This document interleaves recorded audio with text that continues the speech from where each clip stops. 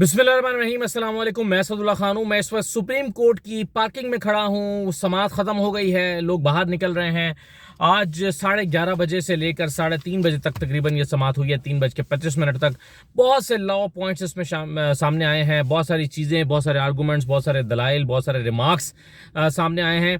लेकिन दो चीज़ें आते ही आज वो कन्फ्यूजन जो रात भर रही, वो डिबेट जो पैदा की गई, वो सवाल जो उठा लिया गया कि अदालत तो दो हिस्सों में तकसीम हो गई है, अदालत बट गई है और ये तो 4-3 का फैसला था या ये 2-3 का फैसला था। अब क्या होगा? क्या सुबह फुल कोर्ट बन जाएगी और क्या सुप्रीम कोर्ट आकर सबसे पहले इसी इशू को एड्रेस करेगी? ये इशू तो 2 मिनट में हल हो गया। और मैंने आपको रात वाली वीडियो में बता दिया था कि जो कल शाम को सुप्रीम कोर्ट के 5 रुकनी बेंच का एक 3 सफ़ात पर मुश्तमिल ऑर्डर आया था, जिसमें कहा गया था कि ये मैटर ऑफ पब्लिक इंपॉर्टेंस है और 2-3 चीज़ें उसमें और कही गई थी और कहा गया था कि सुबह 11:30 बजे से समात होगी। तो मैंने आपको बता दिया था इस जजमेंट की, जो पहले दिन की समात के फैसले की ज़बान बताती है, लैंग्वेज बताती है कि इसको ज़्यादा अहमियत नहीं दी गई। और मैंने आपको के लफ्ज़ इस्तेमाल किया था कि चीफ जस्टिस उस मंसूर अली शाह साहब की उस जो इख्तिलाफी नोट है उससे बेनियाज नज़र आते हैं।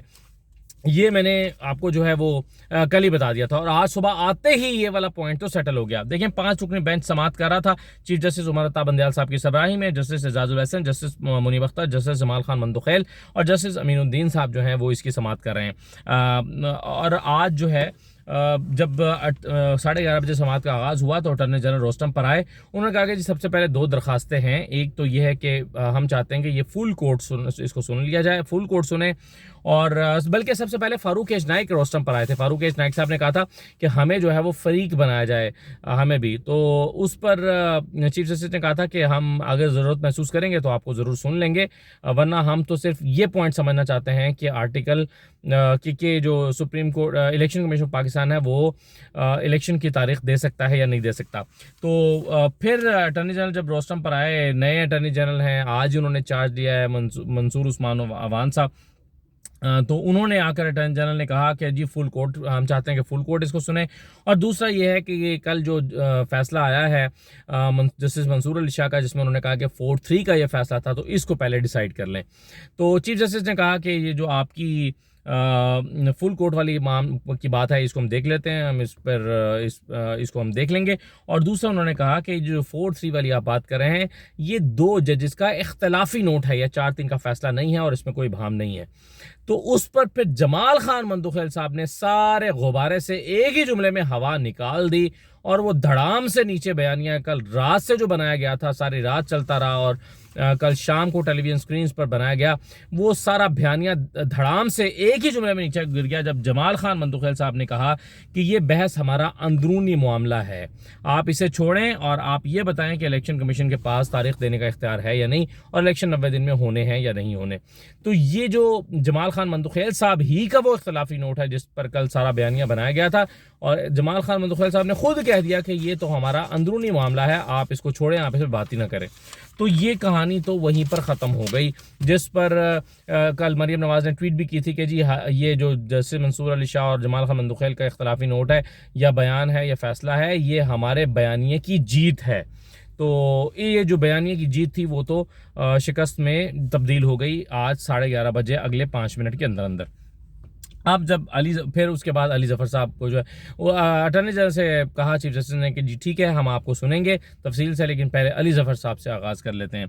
अली ज़फ़र साहब ने आकर कहा कि अली ज़फ़र साहब रोस्टम पर आए तो चीफ साहब ने कहा कि क्या कोई कानून है कि इलेक्शन कमीशन तारीख तब्दील कर सके। 3 सवाल उठाए चीफ साहब ने। क्या कोई कानून है कि इलेक्शन कमीशन तारीख तब्दील कर सके? क्या इलेक्शन कमीशन के पास कोई अथॉरिटी है कि वो यानी कोई तब्दील करने की अथॉरिटी खुद इलेक्शन कमीशन के पास है? और क्या अगर कोई क्लैमिटी हो जाए तो इलेक्शन कमीशन के पास कोई इख्तियार मौजूद है या नहीं है? यानी कोई ऐसा बड़ा वाक़या हो गया जैसे बेनज़ीर की शहादत हुई थी, तो क्या इलेक्शन कमीशन के पास इख्तियार है कि वो फिर इलेक्शन की तारीख को तब्दील कर सके? तो अली ज़फ़र साहब ने तीनों सवालों के जवाब में बारी बारी कहा कि नो, ऐसा इख्तियार नहीं है। तो मैं गाड़ी ज़रा स्टार्ट कर लूँ साथ ही, क्योंकि मौसम अब तब्दील हो गया है और घुटन गाड़ी में महसूस हो रही है। अच्छा खैर, तो अली ज़फ़र साहब ने तीनों सवालों के जवाब में कहा कि जी ऐसा कोई इख्तियार नहीं है। तीनों सवालों के जवाब में उन्होंने कहा नो। एजाजुल हसन साहब ने कहा कि इलेक्शन की तारीख या तो गवर्नर दे सकता है या सदर दे सकता है। इलेक्शन कमीशन सिर्फ शेड्यूल तब्दील कर सकता है या फिर इलेक्शन करवाने के हवाले से अपनी इनएबिलिटी जाहिर कर सकता है।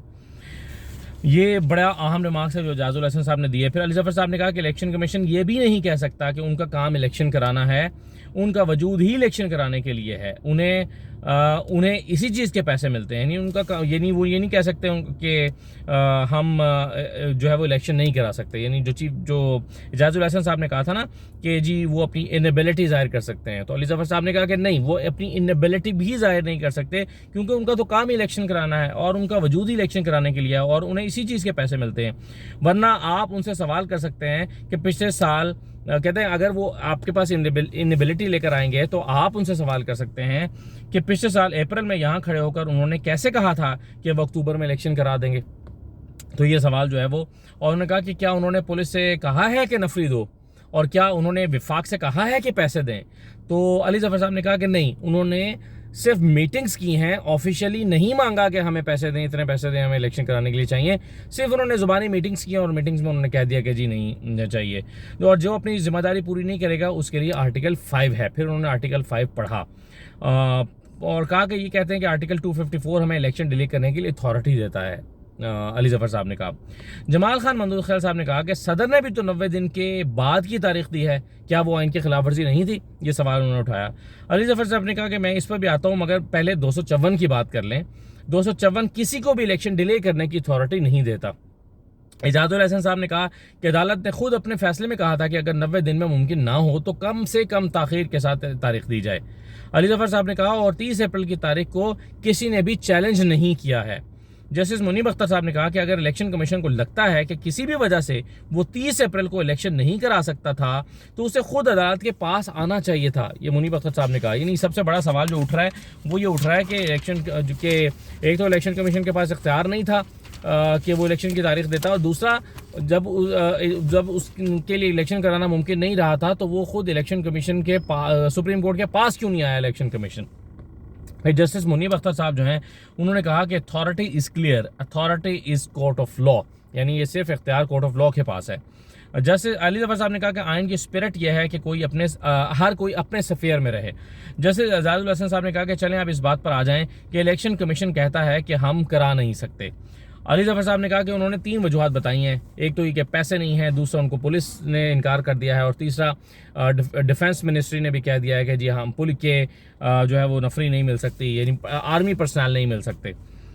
जज साहब ने कहा कि कितने पैसे चाहिए। दोनों सूबों में जब बताया गया कि सिर्फ 20 अरब रुपये चाहिए। मुनीब अख्तर साहब ने कहा कि मैंने कहीं पढ़ा है कि फरवरी में टैक्स कलेक्शन 500 अरब रुपये की हुई है। क्या इसमें से 5% भी इलेक्शन के लिए नहीं दिया जा सकता ताकि आइन की ज़रूरत को पूरा किया जाए और इलेक्शन कराए जा सकें? तो अली जफर साहब ने कहा कि सेक्रेटरी फाइनेंस के हवाले से इलेक्शन कमीशन ने जो लिखा है उससे अंदाज़ा होता है कि वो तो इनकार ही नहीं कर रहे। मुनीब अख्तर साहब ने फिर एक पैराग्राफ पढ़ा, उन्होंने कहा कि सेक्रेटरी फाइनेंस ने लिखा है कि पैसे नहीं दे सकते, मगर सेक्रेटरी फाइनेंस कैसे कह सकता है कि इलेक्शन नहीं हो सकते? मतलब सेक्रेटरी फाइनेंस इलेक्शन के होने या ना होने का फैसला कर सकता है? ये मुनीब अख्तर साहब ने सवाल उठाया। एजाजुल हसन साहब ने कहा कि तो क्या उन्होंने कह दिया है कि नो इलेक्शंस गो होम? यानी नहीं, बल्कि उन्होंने सवाल नहीं किया। एजाजुल हसन साहब ने कहा कि तो उन्होंने तो ये कह दिया है, यानी उनका मतलब ये है कि नो इलेक्शंस गो होम, जाओ घर जाओ, कोई इलेक्शन नहीं है। फारूक नाइक साहब ने फिर रोस्टम पर आ गए, उन्होंने कहा कि सेक्रेटरी फाइनेंस को पार्लियामेंट ने ऑथराइज करना होता है। मुनीब अख्तर साहब ने कहा कि अगर पार्लियामेंट तहलील हो चुकी हो तो सेक्रेटरी फाइनेंस को कौन ऑथराइज करेगा? यानी उन्होंने कहा कि फ़र्ज़ करें कि पार्लियामेंट तहलील हो गई है, निगरान हुकूमत बन गई, इलेक्शन के लिए इलेक्शन कमीशन ने पैसे मांग लिए, कौन ऑथराइज करेगा? तो मंसूर रवान साहब ने कहा कि ये इख्तियार फिर मंसूर रवान साहब यानी वो अटर्नी जनरल आ गए रोस्टम पर, उन्होंने कहा कि ये इख्तियार फिर निगरान हुकूमत के पास चला जाता है कि वो ऑथराइज करे। चीफ जस्टिस साहब ने कहा कि इस वक्त मुल्क में फाइनेंशियल क्राइसिस है, डोंट अंडर एस्टिमेट दिस, इसको भी आप जहन में रखें। लेकिन कौमों की ज़िंदगी में ये मसाइल आते हैं, इससे निमटना होता है, हल निकालना होता है। हो सकता है कि मुलाजमीन की तनख्वाहों से 5% चंद महीने के लिए काट लिया जाए और इलेक्शन करा दिया जाए। यानी मुलाजमीन की तनख्वाहों से आप काटें 5% और इलेक्शन करा दें। एक तजवीज़ उन्होंने ऐसी दी। उसके बाद चीफ जस्टिस ने कहा कि खैबर पख्तूनख्वा में सिक्योरिटी के हालात को भी जहन में रखना चाहिए, इन चीज़ों को भी एड्रेस करना चाहिए। आपने हमें ग्रेविटी बतानी है, कि क्या उसकी ग्रेविटी क्या है। अब देखें तुर्की में ज़लज़ला आया है, अब वहाँ सिर्फ उस एरिया को छोड़ के बाकी में तो इलेक्शन होंगे या हुए हैं शायद। उन्होंने कहा, अली जफर साहब ने कहा कि इलेक्शन एक्ट भी कहता है कि अगर किसी जगह पर मसला है तो उस जगह को छोड़ दें, बाकी जगह पर इलेक्शन कराएं। चीफ जस्टिस ने कहा कि क्या आपकी ये चिट्ठी इन मसाइल को एड्रेस करती है। अली जफर साहब ने कहा एब्सोल्युटली नॉट, यानी वो इलेक्शन कमीशन के ऑर्डर की बात कर रहे थे कि क्या वो चिट्ठी एड्रेस करती है इन सारे इश्यूज़ को। अली जफर साहब ने कहा एब्सोल्युटली नॉट। चीफ जस्टिस ने कहा एब्सोल्युटली नॉट, ये तो आपने किसी और को कहा है। हंसते हुए उन्होंने कहा और बाकी लोगों ने भी कहा लगाया एब्सोल्युटली नॉट पे।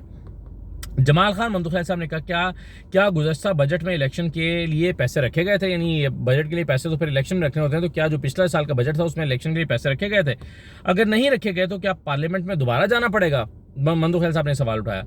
अली जफर साहब ने कहा कि उन्होंने अली जफर साहब ने खैर इसका जवाब नहीं दिया, उन्होंने कुछ लो पॉइंट्स पे बात की और उन्होंने कहा, अली जफर साहब ने कहा कि इन्होंने दूसरे पॉइंट पर आ गए कि इन्होंने नफरी की कमी की बात भी की है और उन्होंने कहा कि that is an excuse that is for ever. फिर ये तो एक ऐसा एक्सक्यूज़ है जो हमेशा हो सकता है, ये तो टूल है जिसे अक्टूबर में भी इस्तेमाल किया जा सकता है और फिर हमेशा किया जा सकता है कि जी नफरी नहीं है, इलेक्शन नहीं हो सकते।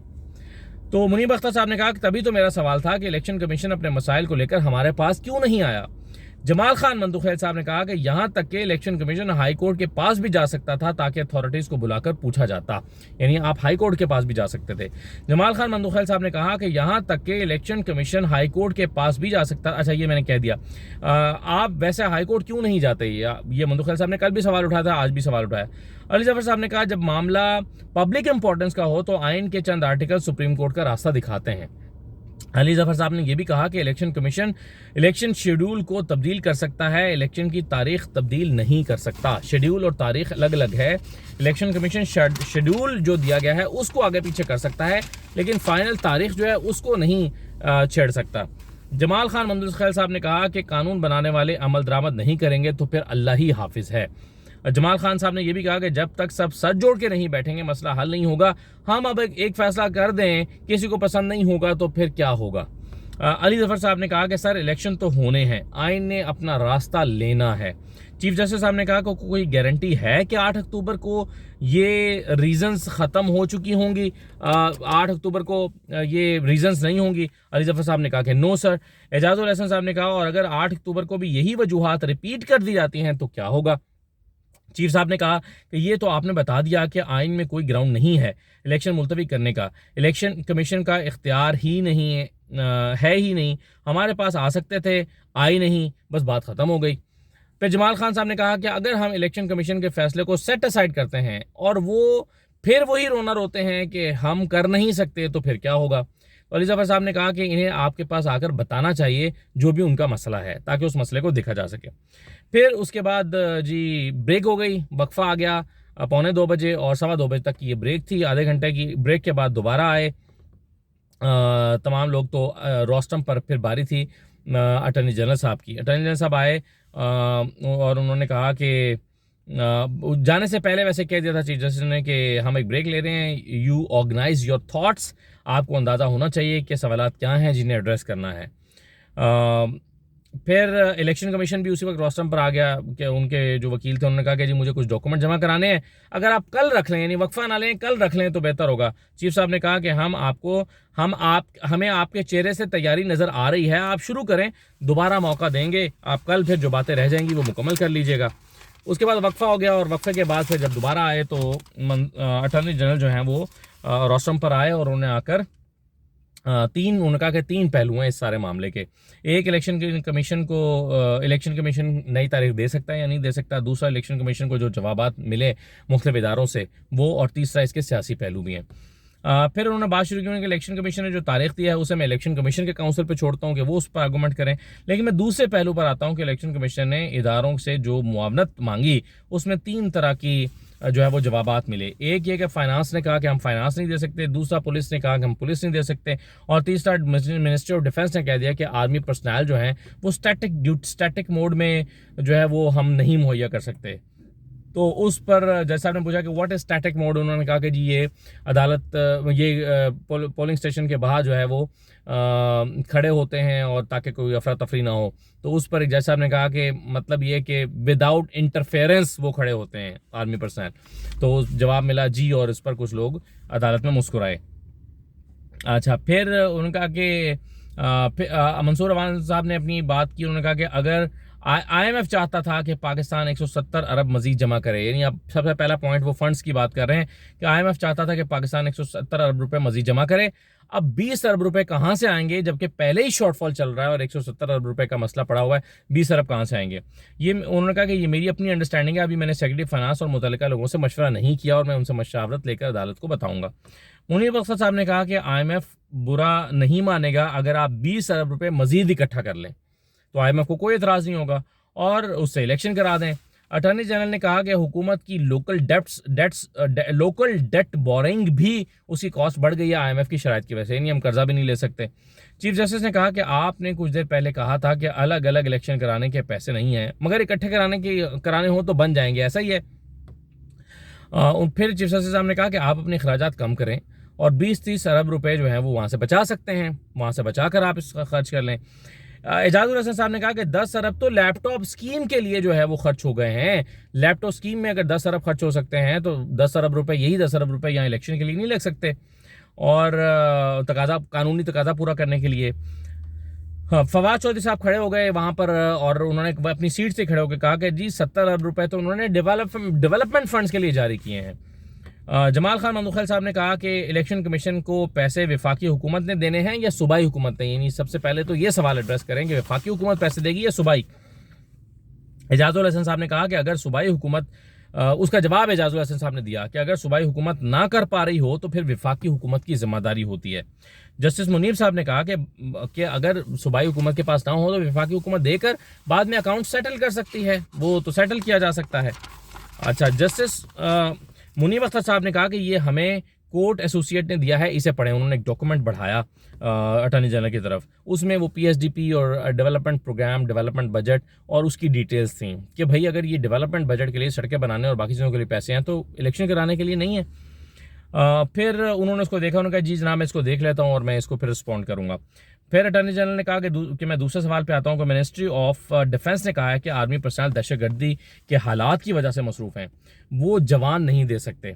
तो जमाल खान मंसूर साहब ने कहा कि क्या गारंटी है कि वो बाद में जवान दे सकेंगे, यानी 8 अक्टूबर को। मुनीब अख्तर साहब ने कहा कि अगर ऐसी सूरत हाल रही तो क्या नेशन दहशतगर्दों के रहमो करम पर होगी और हम उनकी वजह से इलेक्शन नहीं कराएंगे, यानी हम दहशतगर्दों के सुपुर्द कर देंगे कि जी इलेक्शन ना कराए जाएं क्योंकि दहशतगर्दी की सूरत हाल है। उन्होंने कहा कि लॉ एंड ऑर्डर वफाकी हुकूमत की जिम्मेदारी है, जैसे लॉ एंड ऑर्डर वफाकी हुकूमत की जिम्मेदारी है ऐसे ही इलेक्शन कराना भी तो जिम्मेदारी है, यानी लॉ एंड ऑर्डर भी एक जिम्मेदारी है, ये भी एक जिम्मेदारी है। एक आप पूरी करने के लिए दूसरी जिम्मेदारी पूरी नहीं कर रहे। अगर 2 दफ़ा भी इलेक्शन हो तो फिर जस्टिस जमाल खान मंदुखैल ने कहा, उन्होंने कहा कि अगर दोबारा भी हो मुनीब अख्तर साहब ने कहा कि अगर 2 दफ़ा भी इलेक्शन हो तो आपकी जिम्मेदारी है कि सिक्योरिटी दें, यानी अलग अलग 2 हिस्सों में भी हो। और जमाल खान मंसूर साहब ने कहा और अगर ये जीतने के बाद फिर तोड़ दें तो फिर आपकी जिम्मेदारी है कि ये दोबारा आप सिक्योरिटी दें। चीफ जस्टिस साहब ने कहा कि ये सूरत हाल 30 साल पहले शुरू हुई, बहुत से सियासतदानों ने अपनी जानें दी, कुर्बानियाँ दी, मगर इलेक्शन हुए। मोहतरमा बेनज़ीर भुट्टो नेशनल लीडर थी, बहुत बड़ी लीडर थी, उनकी जान चली गई मगर इलेक्शन हुए। अटॉर्नी जनरल साहब ने कहा कि 1988 में भी हेलीकॉप्टर हादसे की वजह से, अब अटॉर्नी जनरल दलाइल दे रहे हैं, वो कहते हैं 1988 में हेलीकॉप्टर हादसे की वजह से इलेक्शन ताख़ीर का शिकार हुए थे। मोहतरमा की शहादत के वक्त भी इलेक्शन कमीशन ने इलेक्शन की नई तारीख दी थी जिसे किसी ने चैलेंज नहीं किया था। अब ये वो पॉइंट लेकर आए हैं अटॉर्नी जनरल साहब। उन्होंने कहा कि जब इलेक्शन कमीशन, अब सवाल ये पैदा होना था क्या इलेक्शन कमीशन इलेक्शन की तारीख दे सकता है कि नहीं दे सकता, तो उसका जवाब उन्होंने ये दिया कि 2008 में जब मोहतरमा की शहादत हो गई थी उस वक्त भी इलेक्शन कमीशन ने ही नई डेट दी थी और उसको किसी ने चैलेंज भी नहीं किया था कि जी इलेक्शन कमीशन डेट नहीं दे सकता। एजाजुल हसन साहब ने कहा कि that was the highest threshold और उससे भी इलेक्शन सिर्फ 1 महीने के लिए आगे गए थे, यानी वो इतना बड़ा वाकया हुआ था और उसमें भी सिर्फ 40 दिन के लिए इलेक्शन आगे गए थे। चीफ जस्टिस साहब ने कहा कि इलेक्शन कमीशन की तरफ से जो ग्राउंड्स बताई गई हैं वो सब उन्होंने अपने ऑर्डर में लिख दी हैं, इसके अलावा कोई और लीगल पॉइंट तो नहीं है, यानी इसके अलावा कोई और वजह तो नहीं है। अटॉर्नी जनरल ने कहा कि जी हाँ एक है, मरदमशुमारी का भी इशू है, मरदमशुमारी चल रही है, 3 यानी मुकम्मल होने के बाद 3 महीने हल्का बंदियों में लगेंगे। अभी 2 सूबों में होंगे तो फिर बाकी इंतखाबात नई हल्का बंदियों पर होंगे, तो ये एक बड़ा मसला हो जाएगा। मुनीब अख्तर साहब ने कहा कि आप ये कह रहे हैं कि जब मरदमशुमारी हो रही हो तो असम्बली तहलील नहीं हो सकती। तो मुनीब अख्तर साहब ने यह भी कहा कि अगर मरदमशुमारी तब मुकम्मल होती है जब नेशनल असम्बली तहलील हो चुकी होगी, तो निगरान हुकूमत के पास ये आईनी इख्तियार होगा कि वो इस मरदमशुमारी और हल्का बंदियों को नोटिफाई करे। यानी निगरान हुकूमत तो फिर नोटिफाई नहीं कर सकती, फिर क्या होगा। तो चीफ जस्टिस साहब ने कहा कि ये पहली दफ़ा है कि हम इलेक्शन के इल्तवा के इम्कानात को देख रहे हैं कि इल्तवा हो सकता है कि नहीं हो सकता। ये भी देखना है कि इंतखाबात को इतना लंबा अरसा डिले किया जा सकता है नहीं। यानी पहले वो कहते हैं कि मोहतरमा की शहादत हो गई, इतना बड़ा वाक़या हुआ और इलेक्शन सिर्फ 40 दिन के लिए ताख़िर का शिकार हुआ, जबकि पूरे मुल्क में अफरा तफरी का माहौल था। तो उन्होंने कहा कि ECP ये अच्छा, फिर फाइनलिटी या क्लैरिटी के साथ चीफ जस्टिस ने कहा कि ECP has no authority to give a date, उनके पास इख्तियार नहीं है। अटॉर्नी जनरल ने कहा कि इलेक्शन कमीशन के पास 2018 का प्रेसिडेंट है, 2008 का प्रेसिडेंट है कि उन्होंने 2008 में तारीख दी थी, उसे किसी ने चैलेंज भी नहीं किया था। और ऐसा लगता है कि 22 मार्च का डॉक्यूमेंट जल्दी में लिखा गया है। ये चीफ जस्टिस साहब ने कहा कि जो इलेक्शन कमीशन का ऑर्डर है, ऐसा लगता है कि वो जल्दी में लिखा गया है और तेज़ी के साथ अच्छा, बहरहाल फिर चीफ जस्टिस साहब ने कहा कि कल आप सुबह 11:30 बजे तैयारी के साथ आएँ और इन मामलात को मुकम्मल करें। कल हम ECP को सुनें या पहले आप अपने दलाइल मुकम्मल करना चाहते हैं? तो अटॉर्नी जनरल ने कहा कि नहीं, पहले आप ECP को सुन लें, मैं आखिर में फिर कंक्लूड करूंगा चीज़ों को। अब कल सुबह 11:30 बजे जो है वो समाअत होगी। अब इसमें आप ये देख लें, मैंने पूरी समाअत डिटेल से आपके सामने रख दी है। आपको ये पता चल गया कि वो 4-3 वाली बहस ख़त्म हो गई, इलेक्शन कमीशन का इख्तियार है या नहीं, ये भी उस पर भी कोर्ट वाज़े है। और बाकी जो चीज़ें हैं अब देखना कोर्ट ने, ये है मेरा ख्याल है कि इलेक्शन कमीशन तारीख दे सकता था या नहीं दे सकता था, यानी तो लो पॉइंट को डिसाइड करना है। और दूसरा ये है कि अब अगर कोई फैसला आता है तो इलेक्शंस कैसे होंगे, कौन कराएगा और क्या इस पर तमाम यकीन दहानियाँ जो है वो अदालत को कराई जाती हैं या नहीं कराई जाती। ये है जी। अब कल मेरा ख्याल है करीब करीब चला जाएगा, हो सकता है कल फैसला आ जाए वरना परसों आ जाएगा। इजाज़त दीजिए, अल्लाह हाफिज़।